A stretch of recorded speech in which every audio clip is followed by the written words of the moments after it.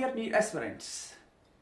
In this video, I will give you the concept capsule for the cellular organization in organisms in few minutes. If we have an organism, अगर हमारे पास एक organism है, if we have an organism, हमारे पास एक organism है, या तो ये सेलुलर हो सकता है, या तो ये सेलुलर हो सकता है, या ये नॉन सेलुलर हो सकता है, या ये नॉन सेलुलर हो सकता है। आपका कॉन्सेप्ट बिल्ड होना चाहिए इस तरीके से कि हम किन ऑर्गेनिजम्स को सेलुलर कहते हैं और किन को नॉन सेलुलर कहते हैं। अगर हमारे पास नॉन सेलुलर ऑर्गेनिज्म है तो ये एग्जिस्ट कैसे करता है, अगर इसके पास सेल नहीं है फिर ये एग्जिस्ट कैसे करता है। This is the important concept जो आपको पता होना चाहिए, एंड मैं आपको ऐसे ही समझाऊंगा।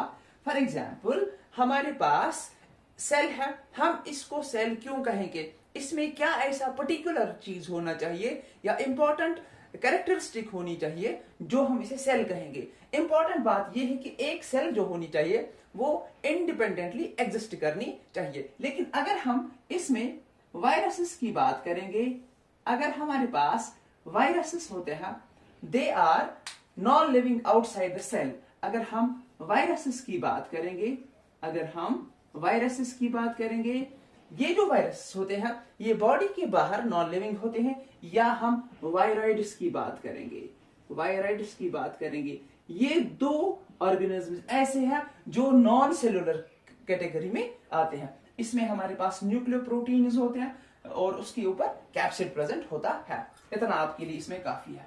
अब सेलुलर की बात करेंगे। सेलुलर में हमारे पास प्रोकैरियोटिक ऑर्गेनिजम्स होते हैं, पी से हम इसको डिनोट करेंगे, एंड यूकैरियोटिक ऑर्गेनिजम्स होते हैं। इतना क्लियर है। अगर हम प्रोकैरियोटिक की बात करेंगे, प्रोकैरियोटिक में हमारे पास बैक्टीरियाज आते हैं, और बैक्टीरियाज में हमारे पास क्या क्या आता है, हमारे पास एक तो यू बैक्टीरिया आता है, यू बैक्टीरिया आता है, एंड दूसरे नंबर पर हमारे पास आर्चे बैक्टीरिया आता है।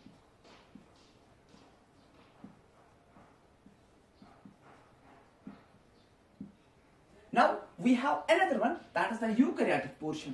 यूकैरियोटिक पोर्शन की अगर हम बात करेंगे, यूकैरियोटिक में हमारे पास या तो यूनिसेलुलर ऑर्गेनिज्म आएगा या मल्टीसेलुलर आएगा। देखो, यूनिसेलुलर और नॉन सेलुलर ऑर्गेनिज्म में आपको आपका जो कॉन्सेप्ट है वो क्लियर होना चाहिए। अगर हम यूनिसेलुलर की बात करेंगे, यूनिसेलुलर की बात करेंगे, यूनिसेलुलर, इसमें हमारे पास जो ऑर्गेनिज्म्स आते हैं वो है प्रोटिस्टा, वो है प्रोटिस्टा। ठीक है। अब हमारे पास है multicellular,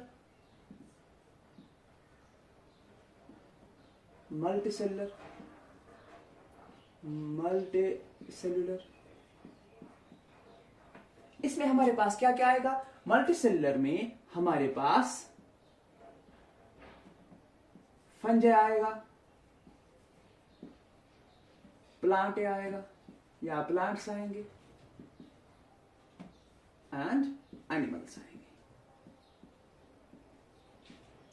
that is all in the cellular organization in organism. Cells किसमें, दिस इज एन ऑर्गेनिज्म, या तो ये सेलुलर हो सकता है या नॉन सेलुलर हो सकता है।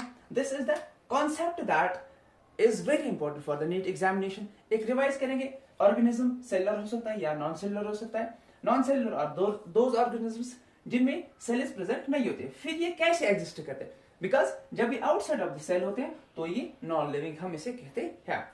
इसमें आपको एक कॉन्सेप्ट याद रखना है, हम सेल का एक ऐसा कैरेक्टरिस्टिक है जिसकी वजह से हम वायरस को नॉन सेलुलर कहते हैं, वो ये है कि these viruses do not exist independently. याद आपको ये रखना है। Then we have the prokaryotic and the eukaryotic. Prokaryotic में हमारे पास बैक्टीरियाज आते हैं, देन यूकैरियोटिक में we have unicellular and the multicellular. Unicellular में हमारे पास प्रोटिस्टाज आते हैं, then in multicellular we have the fungi, plants and the animals. That was all about this concept of organization, cellular organization in organisms. Hope you liked the video. Thank you very much.